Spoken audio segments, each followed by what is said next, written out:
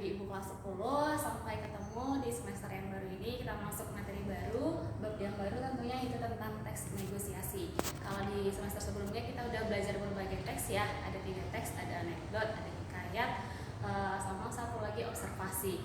Nah, semester 2 kita juga akan belajar berbagai teks, salah satunya adalah teks negosiasi. Nah, sebelum Ibu jelaskan tentang negosiasi, ada kalanya Ibu sampaikan terlebih dahulu di awal supaya walaupun pembelajaran kita tetap melalui daring, melalui online, tetap semangat dan rajin belajar.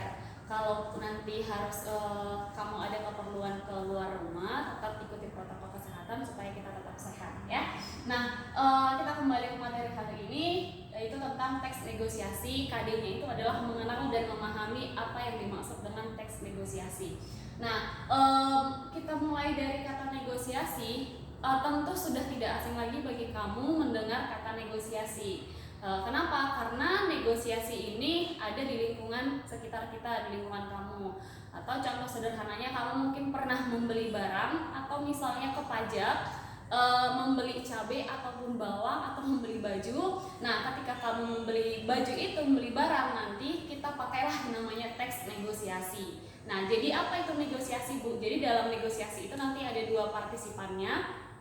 Ada penjual dan juga ada pembeli. Nah, ibaratkan nanti di sini kamu sebagai pembeli, nanti penjualnya ya abang-abang yang jualan baju di pajak seperti itu ya. Jadi kalau kita buatkan pengertiannya apa itu, Bu? Di dalam Kamus Besar Bahasa Indonesia, negosiasi itu adalah proses tawar-menawar. Kalau tawar-menawar berarti tadi ada 2 partisipan ya, ada penjual sama pembeli. Nah, dengan jalan berunding guna mencapai kesepakatan bersama antara satu pihak dengan pihak yang lain. Nah, ini tadi yang Ibu sebutkan itu bahwasanya di dalam negosiasi itu ada 2 partisipan. Partisipannya ini berupa manusia ya. Jadi orangnya itu yang melakukan negosiasi itu adalah manusia. Selain daripada manusia, dia tidak bisa bernegosiasi. Nah, di sini tujuannya itu adalah guna mencapai kesepakatan. Jadi kalau kamu bernegosiasi kan pasti ada perdebatan di situ. Misalnya kamu pajak, Bang, cabenya ada cabai merah misalnya. Ada nih, terus kamu jawab berapa sekilo? 30.000 kata si abang penjualnya. Terus kamu pasti nawar, mahal amat Bang, turunlah 15.000 sekilo. Terus abangnya nggak setuju, enak aja deh, terlalu murah, nggak bisa.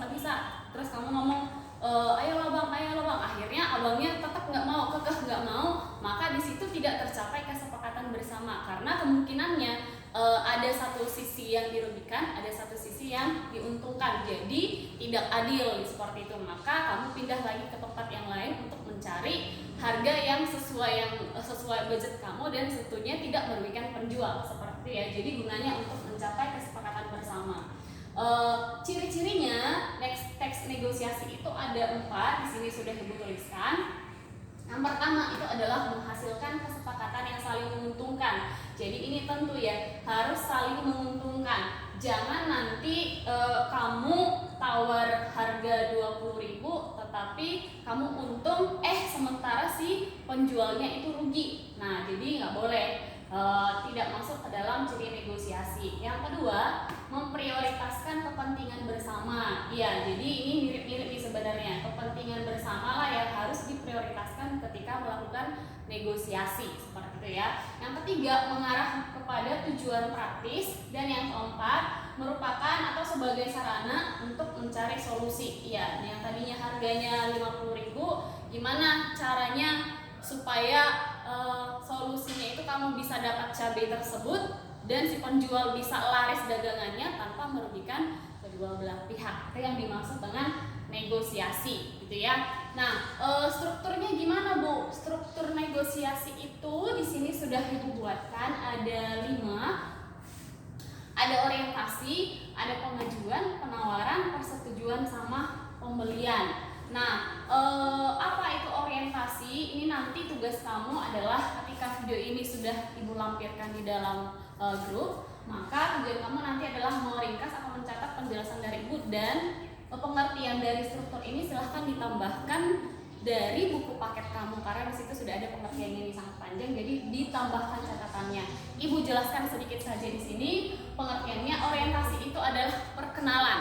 Perkenalan gimana maksudnya? Jadi contohnya tadi kamu ke pajak atau ke pasar, terus kamu bertanya atau biasanya penjualnya nanya, cari apa kak misalnya, apa cari kak misalnya, cari apa kak, terus kamu jawab cari cabai atau cari bawang bu, bawang merah misalnya.